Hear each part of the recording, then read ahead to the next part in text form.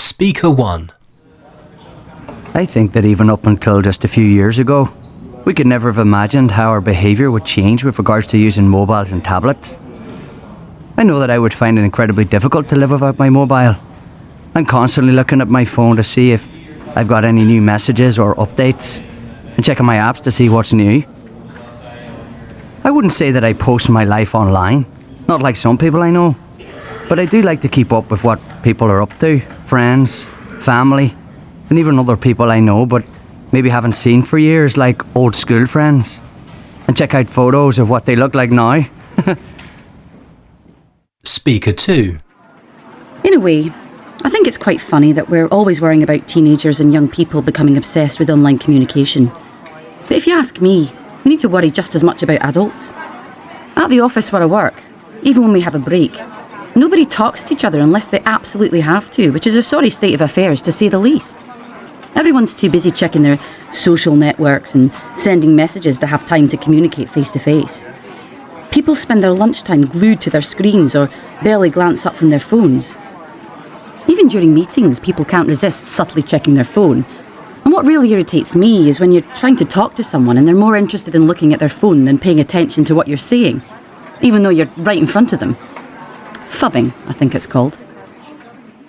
Speaker 3.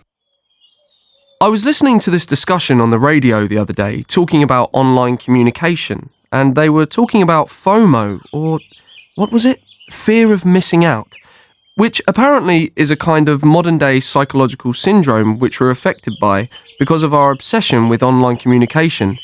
Basically, they were saying that the reason why people feel that they have to be connected 24/7 and communicate everything they're doing and keep up with everything that other people we know are doing is down to this fear of missing out. We're worried that everyone is having more fun than us or doing something more exciting than us. They also said that because we're spending more time communicating in the online world, we're losing the ability to enjoy the present. Speaker 4. My generation is so different to my parents. I mean, they're always telling me that they grew up in a world without mobiles and social networking and they managed fine. Hard to imagine how they arranged to meet their friends without a phone, but they say they did. Ugh, I had so many arguments with them while I was growing up, until they let me have my first smartphone. But they didn't let me have Snapchat or Instagram or anything like that. It's not the end of the world, they'd say. They just didn't understand that that's the way people my age communicate with each other. Nobody actually talks on the phone anymore. They have no idea how much I missed out on at school being the only one who didn't have Snapchat. Also, at school, we had loads of talks and stuff on how to stay safe online, and most of us knew that anything you post online was going to be there forever. Speaker 5. For me, one of the best things about online communication is that you can stay in touch with everyone at the same time, all the time. You know exactly what's going on, when and where, so you never miss out on anything. I love the fact that you can update all your friends on what's going on in your life, and they can respond immediately with a like or a comment. So you feel like you're together with people, even though you might be completely alone, sitting on a bus or at home.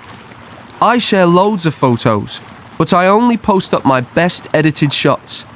I hate it when people I know post photos of me not looking my best. This recording was created by the British Council. To find more English language learning material for teenagers, please visit www.britishcouncil.org/learnenglishTeens.